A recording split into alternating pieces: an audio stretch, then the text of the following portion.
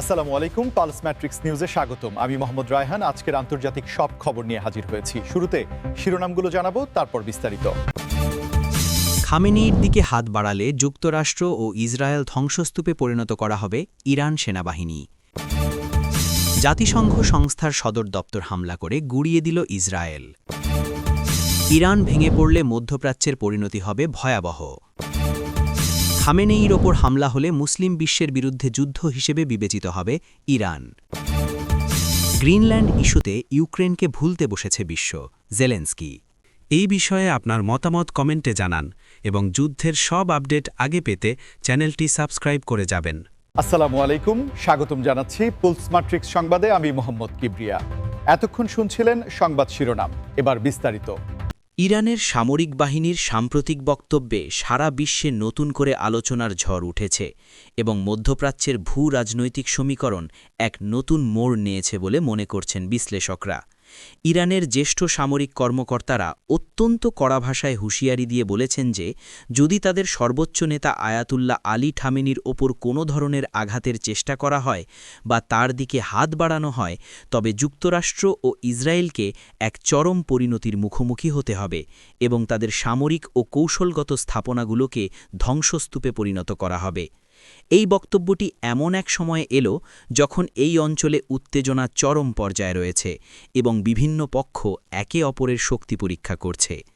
Iran বরাবরই তাদের প্রতিরক্ষা সক্ষমতা এবং ক্ষেপণাস্ত্র প্রযুক্তির উপর গুরুত্বারোপ করে আসছে এবং এই বার্তার মাধ্যমে তারা মূলত একটি রেড লাইন বা চূড়ান্ত সীমা নির্ধারণ করে দিয়েছে। আপনারা যারা আমাদের এই বিশেষ প্রতিবেদনটি দেখছেন তারা অবশ্যই ভিডিওটিতে একটি লাইক দিন এবং এই স্পর্শকাতর ইস্যুটি নিয়ে আপনার মূল্যবান মতামত আমাদের কমেন্ট বক্সে জানান, কারণ আপনাদের মতামত আমাদের পরবর্তী খবরগুলো আরও উন্নত করতে সাহায্য করে। এই ধরনের সামরিক হুঁশিয়ারি শুধু একটি দেশের শক্তি প্রদর্শন নয়, বরং এটি সমগ্র অঞ্চলের নিরাপত্তা ব্যবস্থাকে একটি প্রশ্নের মুখে দাঁড় করিয়ে দিয়েছে। বিশেষজ্ঞরা বলছেন ইরানের এই সরাসরি হুমকি দেওয়ার পেছনে তাদের অভ্যন্তরীণ আত্মবিশ্বাস এবং আঞ্চলিক মিত্রদের প্রতি একটি বার্তাও নিহিত রয়েছে যে তারা যে কোনো মূল্যে তাদের নেতৃত্বকে রক্ষা করতে প্রস্তুত। আন্তর্জাতিক রাজনীতিতে এই ধরনের কড়া ভাষা সাধারণত যুদ্ধের শেষ ধাপ হিসেবে বিবেচিত হয়, যেখানে কূটনৈতিক আলোচনার পথগুলো ধীরে ধীরে সংকুচিত হয়ে আসে। ইরান দাবি করছে যে তাদের আকাশ প্রতিরক্ষা ব্যবস্থা এবং ড্রোন প্রযুক্তি এখন যে কোনো চ্যালেঞ্জ মোকাবেলায় সক্ষম এবং যুক্তরাষ্ট্র বা ইসরায়েল যদি কোনো ভুল পদক্ষেপ নেয় তবে তার ফল হবে অপরণীয়। মূলত এই বক্তব্যটি বিশ্ববাজারে জ্বালানি তেলের দাম থেকে শুরু করে আন্তর্জাতিক নিরাপত্তার প্রতিটি স্তরে এক ধরনের অনিশ্চয়তা তৈরি করেছে। সংবাদটি আরও বিস্তারিতভাবে বুঝতে হলে আমাদের খেয়াল করতে হবে যে ইরান কিভাবে তাদের সামরিক অবকাঠামোকে ঢেলে সাজিয়েছে এবং কেন তারা এই মুহূর্তে এমন সাহসী মন্তব্য করছে। জাতিসংঘের সংস্থার সদর দপ্তর নিয়ে তৈরি হয়েছে এক নজিরবিহীন ও উদ্বেগজনক পরিস্থিতি। অভিযোগ উঠেছে যে ইসরায়েলি বাহিনীর হামলায় জাতিসংঘের একটি গুরুত্বপূর্ণ সংস্থার সদর দপ্তর মারাত্মকভাবে ক্ষতিগ্রস্ত হয়েছে এবং স্থাপনাটি প্রায় গুড়িয়ে দেওয়া হয়েছে। এই ঘটনাটি আন্তর্জাতিক আইন এবং জেনেভা কনভেনশনের মৌলিক নীতিগুলোর ওপর একটি বড় আঘাত হিসেবে দেখা হচ্ছে, কারণ যুদ্ধাকালীন পরিস্থিতিতেও আন্তর্জাতিক সংস্থাগুলোর কার্যালয় নিরাপদ থাকার কথা। এই হামলার ফলে ওই অঞ্চলে মানবিক সহায়তা কার্যক্রম সম্পূর্ণভাবে স্থবির হয়ে পড়েছে এবং হাজার হাজার সাধারণ মানুষ যারা এই সাহায্যের ওপর নির্ভরশীল ছিল তারা এখন চরম অনিশ্চয়তার মধ্যে দিন কাটাচ্ছে। আপনারা কি মনে করেন এই ধরনের আন্তর্জাতিক স্থাপনায় হামলা চালানো কি কোনোভাবেই গ্রহণযোগ্য? আপনাদের উত্তর আমাদের কমেন্ট করে জানান। বিশ্বের বিভিন্ন প্রান্তের মানবাধিকার সংস্থাগুলো এই ঘটনার তীব্র নিন্দা জানিয়েছে এবং দাবি করেছে যে এটি যুদ্ধের প্রচলিত নিয়মগুলোর স্পষ্ট লঙ্ঘন। এই সদর দপ্তরটি মূলত ত্রাণ বিতরণ এবং স্বাস্থ্যসেবা নিশ্চিত করার জন্য ব্যবহৃত হতো, তাই এটি ধ্বংস হওয়ার মানে হল একটি বৃহৎ জনগোষ্ঠীর বেঁচে থাকার রসদ কেড়ে নেওয়া। ইসরায়েলের পক্ষ থেকে যদিও বিভিন্ন অজুহাত দেওয়া হচ্ছে, তবে আন্তর্জাতিক পর্যবেক্ষকরা বলছেন যে এই ধরনের হামলা বৈশ্বিক সংস্থাগুলোর গ্রহণযোগ্যতা এবং কার্যকারিতাকে প্রশ্নবিদ্ধ করছে। যদি জাতিসংঘের মতো প্রতিষ্ঠানের দপ্তরও নিরাপদ না থাকে, তবে সাধারণ মানুষের নিরাপত্তার গ্যারান্টি কে দেবে, এই প্রশ্নটিই এখন বড় হয়ে দেখা দিয়েছে। এই ঘটনায় বিশ্বজুড়ে প্রতিবাদের ঝড় উঠেছে এবং ইউরোপীয় ইউনিয়ন থেকে শুরু করে আরব বিশ্বের দেশগুলো এই হামলার বিরুদ্ধে সোচ্চার হয়েছে। অনেকেই মনে করছেন এটি কেবল একটি ভবন ধ্বংস নয়, বরং এটি আন্তর্জাতিক বিচার ব্যবস্থার প্রতি একটি বৃদ্ধাঙ্গুলি প্রদর্শন। এই উত্তেজনাকর পরিস্থিতির সর্বশেষ খবর জানতে এবং আমাদের বিশ্লেষণমূলক ভিডিওগুলো সবার আগে পেতে সাবস্ক্রাইব বাটনে ক্লিক করে বেল আইকনটি চেপে দিন। এমন ঘটনা প্রবাহের ফলে মধ্যপ্রাচ্যের শান্তি প্রতিষ্ঠার প্রচেষ্টাগুলো বারবার হোঁচট খাচ্ছে এবং সংঘাতের ক্ষেত্র আরও বিস্তৃত হচ্ছে বলে আশঙ্কা করা হচ্ছে। ইরান যদি কোনো কারণে ভেঙে পড়ে বা বড় ধরনের অভ্যন্তরীণ সংকটে পড়ে, তবে তার প্রভাব সমগ্র অঞ্চলের জন্য হবে ভয়াবহ।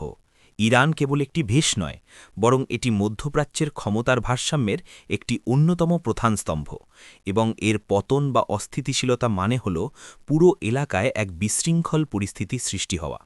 ঐতিহাসিক প্রেক্ষাপট থেকে দেখলে বোঝা যায় যে যখনই এই অঞ্চলের কোনো শক্তিশালী রাষ্ট্র ভেঙে পড়েছে, তখনই সেখানে উগ্রবাদ, গৃহযুদ্ধ এবং মানবিক বিপর্যয় মাথাচাড়া দিয়ে উঠেছে।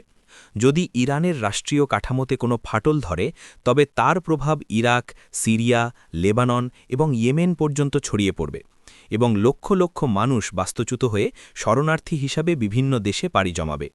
আপনারা যারা বিশ্ব রাজনীতি নিয়মিত অনুসরণ করেন, তারা জানেন যে ক্ষমতার শূন্যতা কতটা ভয়ানক হতে পারে। তাই এই বিষয়ে আপনার চিন্তাভাবনা আমাদের সাথে শেয়ার করুন। এছাড়া অর্থনৈতিকভাবেও এই অঞ্চলটি পঙ্গু হয়ে যেতে পারে, কারণ পারস্য উপসাগর এবং হরমুজ প্রণালীর নিয়ন্ত্রণ তখন কার হাতে থাকবে তা নিয়ে শুরু হবে এক রক্তক্ষয়ী লড়াই। আন্তর্জাতিক বাণিজ্যের একটি বড় অংশ এই রুট দিয়ে পরিচালিত হয়, তাই এখানে অশান্তি মানে হল বিশ্ব অর্থনীতিতে বড় ধরনের মন্দার পূর্বাভাস। বিশ্লেষকরা মনে করেন, ইরানকে দুর্বল করার কৌশলটি যদি সফল হয়ও, তবে তার পরবর্তী পরিস্থিতি সামাল দেওয়ার মতো সক্ষমতা বিশ্বের অন্যান্য দেশগুলোর আছে কিনা তা নিয়ে যথেষ্ট সন্দেহ রয়েছে। তাই ইরান ভেঙে পড়ার ঝুঁকি কেবল ওই অঞ্চলের দেশের জন্য নয়, বরং পশ্চিমা দেশগুলোর জন্যও একটি দুঃস্বপ্ন হয়ে দাঁড়াতে পারে। এই জটিল সমীকরণটি আমাদের মনে করিয়ে দেয় যে আঞ্চলিক স্থিতিশীলতা বজায় রাখা কেন এত জরুরি। ধর্মীয় এবং রাজনৈতিক নেতৃত্বের সুরক্ষার বিষয়টি এখন আর কেবল একটি দেশের অভ্যন্তরীণ ইস্যু নয়, বরং তা সমগ্র মুসলিম বিশ্বের আবেগ এবং অস্তিত্বের সাথে মিশে গেছে। ইরান স্পষ্টভাবে জানিয়ে দিয়েছে যে তাদের সর্বোচ্চ নেতা আয়াতুল্লাহ খামেনেইর ওপর কোনো ধরনের হামলা হলে তা কেবল ইরানের ওপর আক্রমণ হিসেবে গণ্য হবে না, বরং একে পুরো মুসলিম বিশ্বের বিরুদ্ধে একটি যুদ্ধ হিসেবে বিবেচনা করা হবে।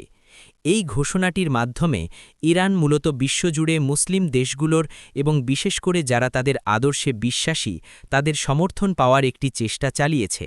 খামেনেইকে তারা কেবল একজন রাজনৈতিক নেতা হিসেবে নয়, বরং একজন ধর্মীয় প্রতীক হিসেবে উপস্থাপন করছে, যার ফলে তার উপর কোনো আঘাত সরাসরি ধর্মীয় অনুভূতিতে আঘাত হিসেবে গণ্য হবে।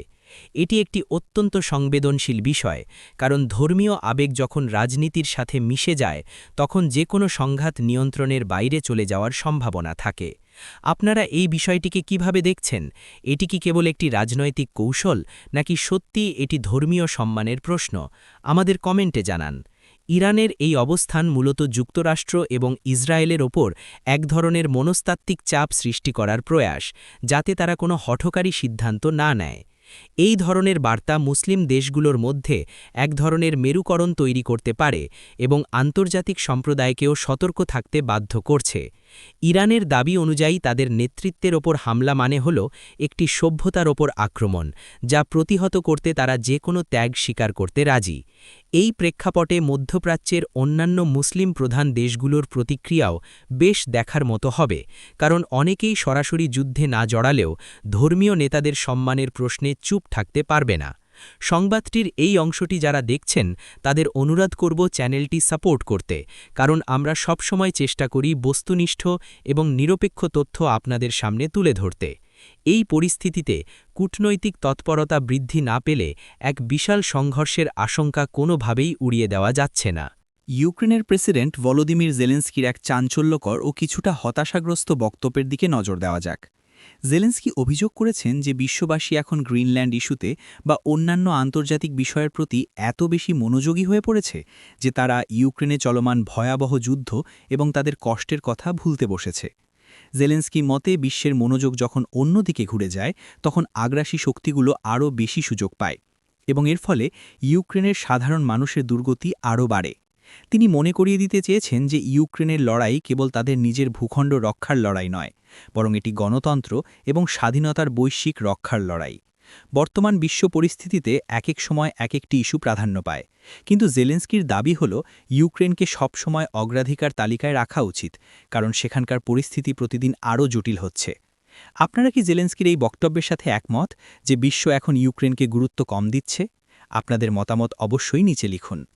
আন্তর্জাতিক সাহায্যের গতি কিছুটা কমে আসা এবং পশ্চিমা দেশগুলোর অভ্যন্তরীণ রাজনীতিতে পরিবর্তনের কারণে জেলেন্সকি হয়তো এই ধরনের কথা বলছেন। তিনি মনে করেন মনোযোগ কমে যাওয়ার অর্থ হল রাশিয়ার বিরুদ্ধে তাদের যে প্রতিরোধ ব্যবস্থা তা দুর্বল হয়ে পড়া। জেলেন্সকির এই সতর্কবার্তা মূলত বিশ্ব নেতাদের প্রতি একটি অনুরোধ, যেন তারা ইউক্রেনের পাশে থাকার প্রতিশ্রুতি থেকে সরে না আসেন। যদিও বিশ্বের অন্যান্য প্রান্তে বিভিন্ন সংকট চলছে, তবুও ইউক্রেনের ট্র্যাজেডি যেন ঢাকা পড়ে না যায়, সেটাই তার মূল লক্ষ্য।